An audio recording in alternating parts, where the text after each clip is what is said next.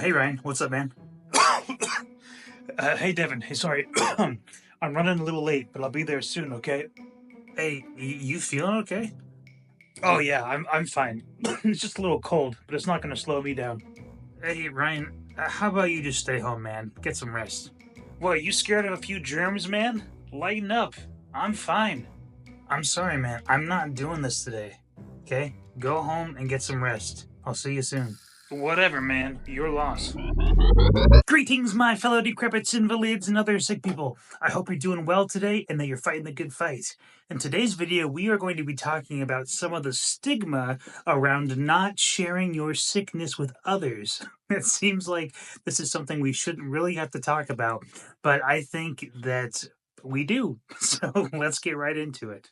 Disclaimer, I am not a doctor or healthcare professional, and any advice presented in this video is just my personal opinion. Alright, so we all get sick from time to time, and it's not fun for anyone. And it never seems like there's a good time to get sick.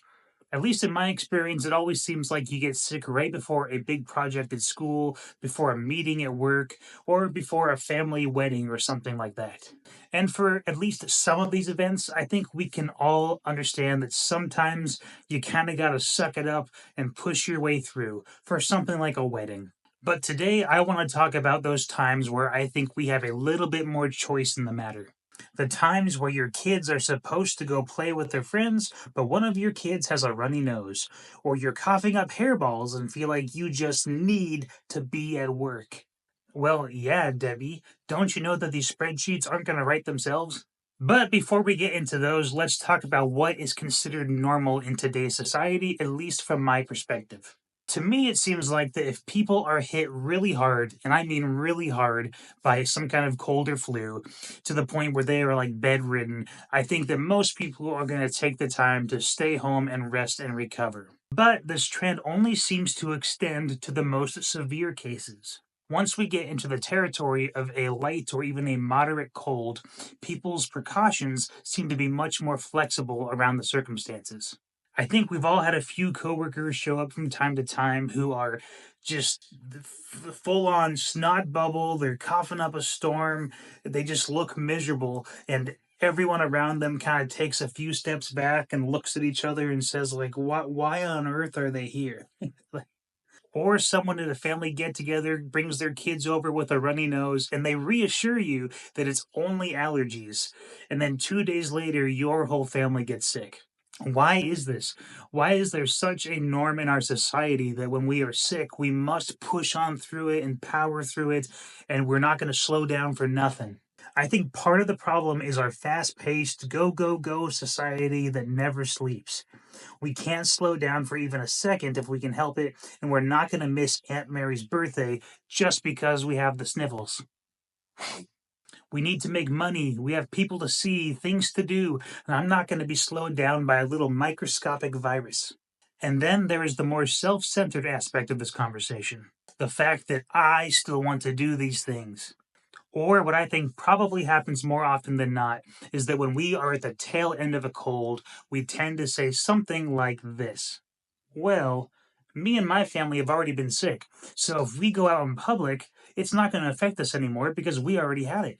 Now, obviously, I don't think anyone actually says this out loud or thinks this, but I think this might be a situation where our actions might speak louder than our intentions. And let me be clear, just like you, I've had that 3 week lingering cough before, and in those situations, it can be a super gray area to know how long are you supposed to stay home, because if this is going on for 3 weeks, well, I can't just keep missing work because I have a cough. I get it. There's some gray area, and there's some totally legitimate times where you are just going to go out in public and have a little cough still. Totally get it. But there are other times where I think we know that we should take the precautions to protect those around us and we just don't want to. And one thing I've learned while having a chronic illness is that if my family gets sick, most of them are going to recover really quickly. But then when it's my turn to get sick, I'm going to get hit twice as hard and it's going to take me twice as long to recover from the same minor cold that the rest of my family had.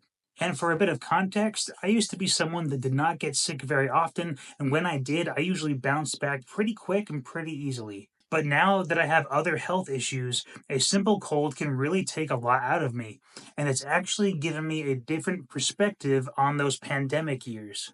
Let me explain. During the pandemic, I was on the more liberal side when it came to masking and safety guidelines.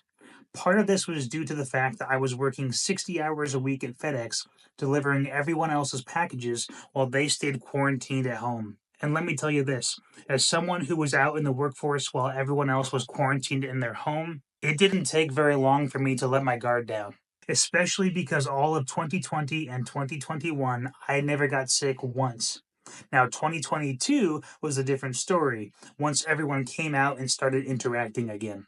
But it was very hard for me to take the pandemic seriously when I was in public interacting with hundreds of people every day.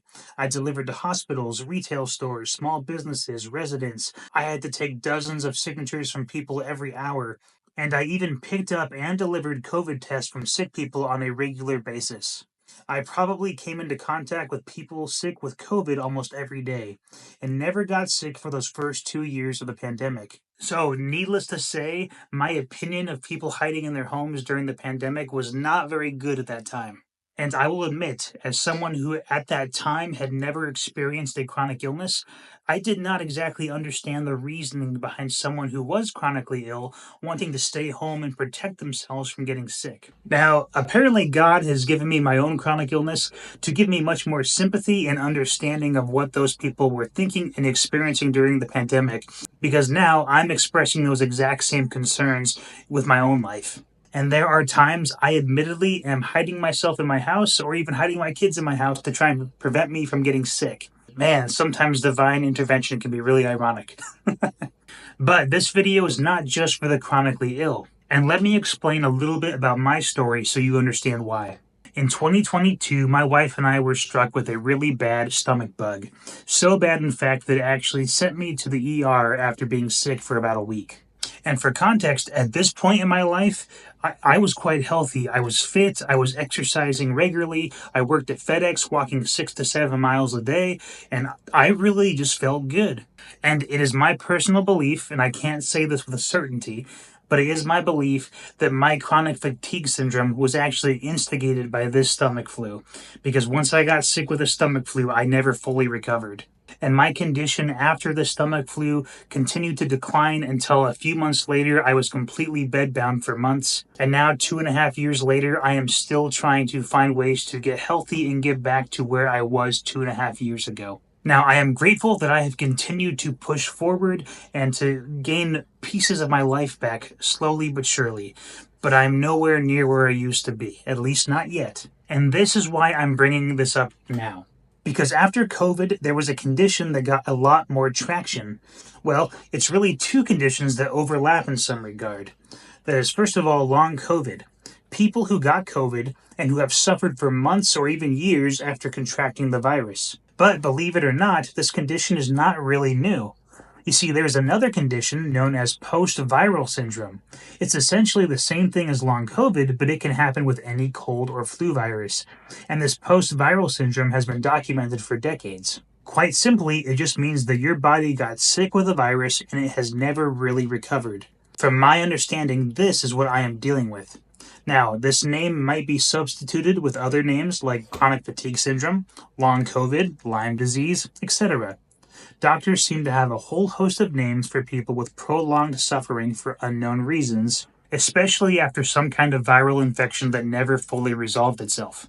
Now, why am I bringing all of this up? I bring this up because the reality is that any old cold or flu could eventually turn into some kind of post-viral syndrome if your body was not able to fully recover. According to the National Institute of Health, anywhere from 10 to 35% of people who had COVID either now suffer or suffered at some point with long COVID. That's quite a range, obviously, but I'm guessing it's hard to diagnose because you have to rule out any other possible ailments before labeling someone with long COVID or post-viral syndrome. But that means that anywhere between 1 in 10 and 1 in 3 people who had COVID will experience some kind of problems after their infection. And that is only with COVID and doesn't include any other virus. Here's why this matters. I understand that we all get sick from time to time, but I think we should really work to help curb the spread of disease because we don't know what the long term effects of any illness might be. I never in a million years thought that a stomach bug would cost me my job, my ability to run, the energy to play with my kids, or to even do simple chores around the house. I'm still a young guy in my 20s who 2.5 years ago felt great, but now my whole life looks completely different. The reality is that disease can impact anyone, and you never know when a simple cough might turn into something much more sinister. Now, I'm not saying this to scare people and to say that you should never go out in public or freak out anytime someone around you has a runny nose. Please do not, I repeat, do not take it to that extreme. But what I am saying is this: sometimes I think we need to be a little bit more careful and do a little bit better job planning for our health. You see, over the years, I can think of several examples of coworkers or friends who have not done their part to keep our communities healthy. Let me give you three examples of what I'm talking about. At one point in my life, I worked as a waiter in a restaurant, and I remember that on one particular night, the bartender kept running to the bathroom so he could puke. Then he would proceed to serve food and drink the rest of the night. Obviously, this is a major health code violation. I still have no idea why he thought that was a good idea or why management did not send this guy home. Absolutely a horrible, horrible decision there. You should just shut down the bar for a night if you have to. But as I look back, I wonder how many people got sick in the following days because of that one man's carelessness. He probably thought that he couldn't leave or that he had to toughen up or that he wanted to make some money. But at what cost? Everyone else's health? Example number two. When I worked at FedEx, I had a coworker that I distinctly remember got so frustrated with his manager one day and told me that he was calling out the next day because he just couldn't deal with that manager anymore. As a result, he wasted a sick day. And this was a normal pattern for this guy. This was not, I repeat, not an isolated incident. But then a few months later, this guy shows up to work sick. And I remember the guy next to him at the station told him to go home. And his response was, I don't have any sick time left. Why is that? Well, because he used all of his sick time for personal days, vacation, and because he was mad at his manager. And now he shows up to work sick, exposing not only all of his coworkers, but now he proceeds to touch hundreds of packages that he then ships out to hundreds of residents throughout his workday. How many people do we think that he by himself exposed to sickness or even potentially got sick simply because he was careless with his sick days? And lastly, I know a family who tends to be sick on a regular basis. They don't eat well, they don't exercise, and someone in their house always has a cough or runny nose. And so it is my belief that they just give up on staying home because if they did, they would always be stuck at home. Which I understand to a certain extent, and I understand that when you have kids, you seem to always be sick. But sometimes you just have to recognize that's the season of life that you are in. You need to take one for the team and not take your kid to soccer practice and get the entire rest of the team sick. If you do, the other families will not only get sick, but this illness will continue to spread. Do you kind of see what I'm getting at? All three of these situations very likely resulted in many, many other people getting sick when there was no need for them to get sick if the infected person simply took the time to stay at home and rest and not spread it to other people. And not to mention, when you show up to work or a family get together and you try to push through, when you try to maintain that level of energy and that level of output when you are sick, it's only going to further delay your own recovery. So not only are you hurting others, but you're also hurting yourself in the process. Oftentimes, when we are sick, it's our body telling us that we need to slow down and rest and recover. You will find that viruses have a much more difficult time infecting a healthy, fit, and well rested body than an overweight, sluggish, and tired one. Now, again, I understand that getting sick is unavoidable. I think it's probably normal for most people to get sick once or twice a year, and maybe a little bit more if you have young kids at home. It's just the nature of the game. But I think as a society, we need to start working together to prioritizing taking care of ourselves when we are sick and not spreading it to others, and recognizing that if someone needs an extra day or two to rest, that that's totally okay. And it not only helps them, but it helps everybody else too. Now, obviously, we don't want to cross over into the world of paranoia, which I admit a few times while being chronically ill, I have kind of delved into that territory a little bit. I'm telling you, a simple cold hits me so much harder than it used to now that I'm dealing with a chronic illness. But I'm trying to work on that paranoia and I'm telling myself that it's all going to be okay. I think if I were to try and sum up this whole conversation, it would go something like this. Getting sick is inevitable, but as a society, we need to start prioritizing rest and recovery and not degrading people who need an extra day or two to recover from a cold or flu virus.